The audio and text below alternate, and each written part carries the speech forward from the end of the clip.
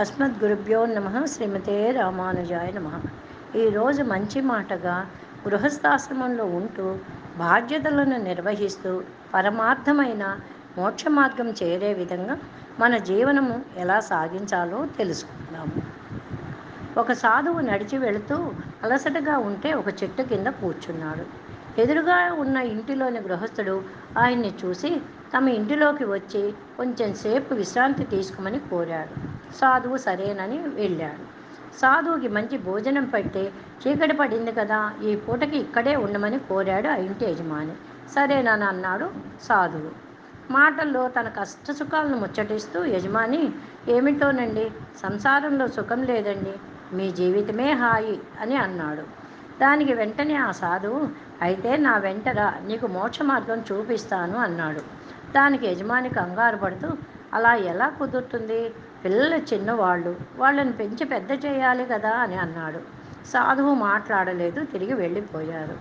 అలా కొన్ని సంవత్సరాలు గడిచిపోయాయి. ఆ సాధువు మరలా అదే మార్గంలో వస్తూ ఆ ఇంటిని చూసి ఆగాడు. యజమాని ఆయన్ని చూసి సాదరంగా ఆహ్వానించి అతిథి మర్యాదలు చేశాడు. మాటలలో సాధువు అన్నాడు, పిల్లలు పెద్దవాళ్ళు అయ్యారు కదా, నా వెంటరా, నీకు మోక్ష మార్గం చూపిస్తాను అని అన్నాడు. దానికి యజమాని తడబడుతూ, ఇప్పుడే కాదు స్వామి, పిల్లలు స్థిరపడాలి, వాళ్ళ పెళ్ళిళ్ళు చేయాలి అని అన్నాడు. సరేనని వెళ్ళిపోయాడు సాధువు. అలా ఇంకా కొన్ని సంవత్సరాలు గడిచిపోయాయి. సాధువు మళ్ళీ అదే మార్గాన్ని వస్తూ ఆ యజమాని దగ్గర ఆతిథ్యం స్వీకరించాడు. సాధువు మరలా మోక్ష మార్గం చూపిస్తాను రా అన్నాడు. యజమాని జవాబు కొంచెం విసుగ్గా, పిల్లలకి డబ్బు విలువ తెలియదు, అందుకని నేను దాచినదంతా ఆ చెట్టు కింద పాతి పెట్టాను, వీలు చూసుకొని పిల్లలకి చెబుతాను, ఒక పెద్ద ఇల్లు కట్టాలి, మీలాగా నాకు ఎలా కుదురుతుంది అని అన్నాడు. సరే, సాధువు వెళ్ళిపోయాడు. అలా కొన్ని సంవత్సరాలు గడిచిపోయాయి. సాధువు మళ్ళీ అదే మార్గంలో వస్తూ ఆ ఇంటి వంక చూడకుండా వెళ్ళిపోతూ ఉండగా ఆ యజమాని కొడుకు గమనించి సాధువుని ఆహ్వానించాడు. అతను తమ తండ్రి మరణించాడని చెప్పాడు. సాధువుకి కొంచెం బాధ అనిపించింది. ఆతిథ్యాన్ని స్వీకరించి బయటికి వచ్చాడు. చెట్టు కింద ఒక కుక్క కూర్చొని ఉంది. సాధువుకి అనుమానంగా దాని వంక చూశాడు. సందేహం లేదు, ఇది నిజంగా యజమానే కుక్కగా పుట్టాడని నిర్ధారించుకున్నారు. సాధువు మంత్రజలం దాని మీద జల్లి, ఏమిటి నీ పిచ్చి మొహం, కుక్కగా పుట్టి ఇంటికి కాపలా కాస్తున్నావా, నా వెంటరా, నీకు మోక్ష మార్గం చూపిస్తాను అని అన్నాడు.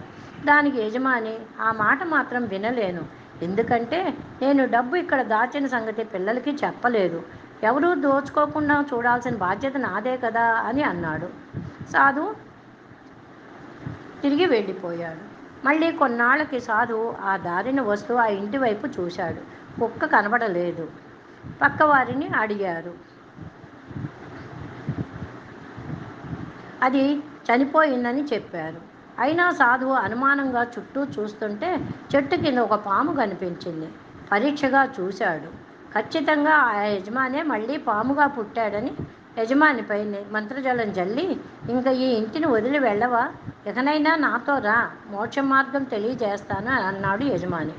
ఆ ఒక్క మాట మాత్రం అనకండి స్వామి, నా సొమ్ము పిల్లలకి కాకుండా ఇతరులకి దక్కనీయకుండా చూడాలి కదా అని అన్నాడు దీనంగా.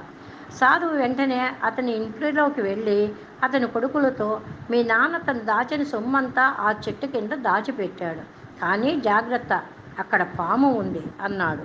అనగానే కొడుకులు ఎగిరి గంతేసి కర్రలు తీసుకొని బయలుదేరారు. తన కొడుకులే తనను కర్రలతో చావగొడుతుంటే అతను దీనంగా సాధువు వంక చూశాడు. కానీ అప్పటికే చాలా ఆలస్యమైపోయింది. చూశారా, మోహబంధాలలో ఇరుక్కుపోయి పరమార్థమైన మోక్షాన్ని పొందలేకపోయాడు. కాబట్టి గృహస్థాశ్రమంలో బాధ్యతలు, మోహబంధాలు ముఖ్యమే, కానీ మానవ జీవితం పరమార్థం మోక్షమే కదా. కాబట్టి దాన్ని చేరే విధంగా మనము జీవనాన్ని సాగించాలి. జై శ్రీమన్నారాయణ. శ్రీమతే రామానుజాయ నమః. అడియన్ రామానుజదాసి శ్యామల.